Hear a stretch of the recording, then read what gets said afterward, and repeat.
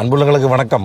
இந்த புதுசாக வந்திருக்கிற வின்ஸ்டர் இவி ப்ரோ 2025லிங்க இந்த சீட்டில் அப்படி ஒரு ஆப்ஷன் இருக்குதுங்க.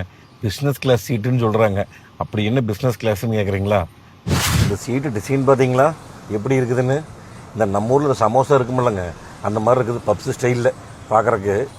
ஆனால் நல்லா இருக்குதுங்க, நெகுன்னு நல்லா லெதர் சீட் தான் கொடுத்துருக்குறாங்க. இந்த பிஸ்னஸ் கிளாஸ்ன்னு சொன்னாங்கல்லங்க, எப்படி இருக்குதுங்களா சாய்மானம்?